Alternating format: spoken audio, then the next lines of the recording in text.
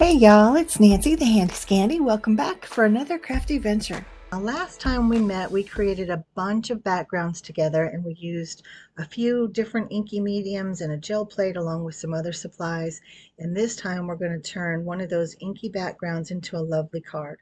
Now, for the sake of time, we're only making one on screen and you can see that I'm getting started. But stick around to the end because I have 3 bonus shaker cards that I'm going to show you as well. So you can see that I am already stamping out this beautiful stamped image from Penny Black. It's called Blissful Blossom. It's a cling mounted rubber stamp, and I am stamping it out in my VersaMark sticky embossing ink. Now this is because we are about to heat emboss with the gold embossing powder, embossing powder. This embossing powder is absolutely beautiful. So stick with me and we are going to make this card not only beautiful but kind of expand a little bit more on what I call my aesthetic, which is grungy elegance. So we have the image stamped out. You can see the VersaMark shining in the light so you know where you've stamped and you've got a good image. And I used my anti-static powder bag in the beginning because when you're using embossing powder, if you don't want stray bits, it's really important to use some type of an embossing bag or pouch or, oh gosh, they come in so many different varieties now. But anyway, you just want to use that anti-static powder in some way on your panel so that you don't get that embossing powder all over. Now you will see with my grungy elegant aesthetic, I do put embossing powder in different places, but it's purposeful.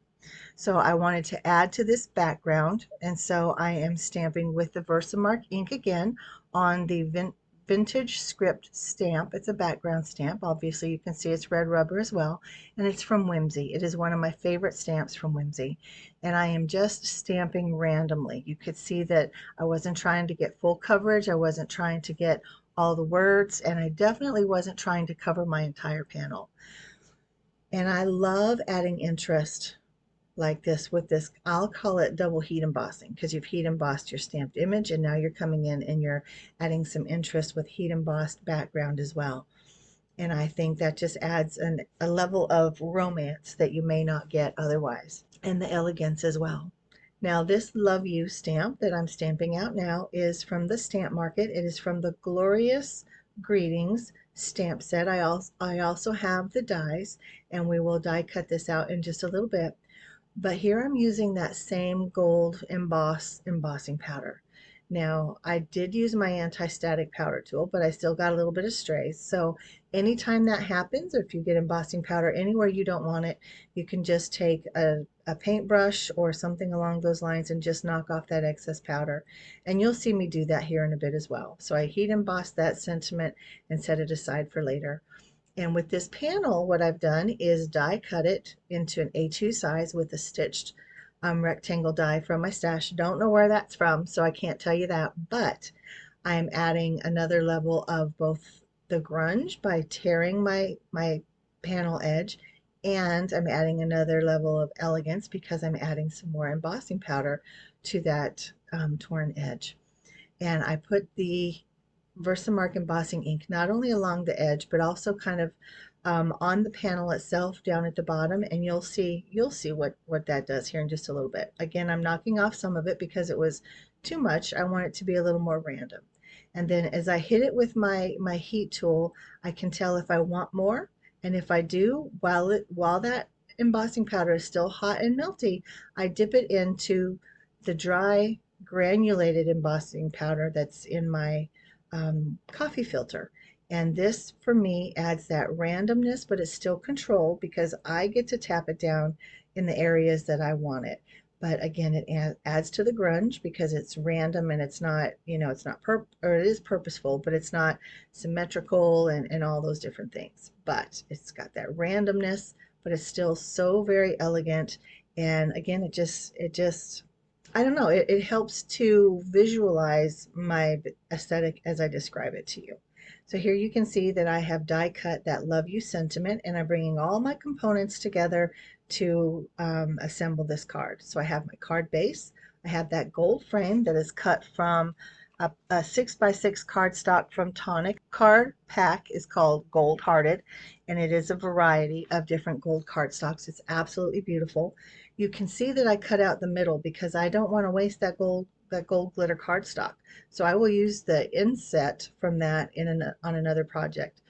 Now here I have to apologize for the blur, but my camera was just kind of squinting at all of the shine. It was like the sun shining in my camera's eyes. So anyway, it's fun. It's a beautiful card. And I love the different textures of the gold. I have the glitter, I have the embossing powder, some lumps and bumps with the kind of grunginess of the way that was embossed in different places. And then also I have this very smooth, shiny mirrored card that is this tag that I'm adding glue to. So I did use my tear it tape on the back of that, but I know that I want some wiggle room, so I'm also using my on point precision glue as well. So that just it'll give me double stick, but it'll also allow me to wiggle it around if I can't get that flat edge right up against my card panel, which is what I want. And you'll notice that I'm not putting any dimension behind this tag, and that's okay. That's actually how I want it. The only dimension on this card is actually behind the panel, and I have used double-sided foam tape to lift the panel itself up just to give it some dimension and some prominence, because this panel is what it's all about. And so I've also used my my tear it tape and my on point precision glue to adhere the sentiment down to that tag, and it's very simple. I really want that background to do the talking, and I feel like it does. And this, guys, is my finished card. Let me know what you think. But don't go away just yet, because we have those bonus cards coming up. I think this is stunning. I very rarely do a simple color palette like that, but I'm in love. Now for these shaker cards, I have used different elements from my stash. All of the shaker bits there's confetti, there's rainbows, there's flowers, there's stars. On all three cards, there's just something a little bit different, and they are just randomly from my stash. I've gotten them from various places over the years and really just wanted to show them some love and let them be used. So the happy birthday die from the first card was from Crafter's Companion. This happy birthday to you, as well as the happy birthday on the next card, are both from Studio Katya. This is stamped in orange and then heat embossed with clear. And the next one is stamped in Staz On the outside of the acetate. Now, these are all full panel shaker cards, as you can see, and I've used what we would normally just consider trash. So it's the packaging that a lot of our crafty goodness comes in the mail, and I've saved those, all those different bags and things, and that is how I created these shakers. Now maybe in another video I'll go into depth on how I did that, but just wanted you to see some options in terms of shakers and different ways to use these backgrounds. And I have plenty more to use, and I've used them in different videos and for different projects, but this is what I have for y'all today. So what do you think? Is my mojo back? I'm kind of feeling it. I'm happy with these cards. You know, sometimes life just happens and we don't feel incredibly creative, but for me, I just got to get in there anyway. I have to set those negative emotions aside, because for me, creativity is what helps me to mitigate and navigate those negative emotions. But guys, drop me a comment downstairs. Let me know how you get your mojo back when it wants to hide on you. And also like, subscribe, comment, all those things, but especially the comment part. I really want to hear from you. Let's talk this out.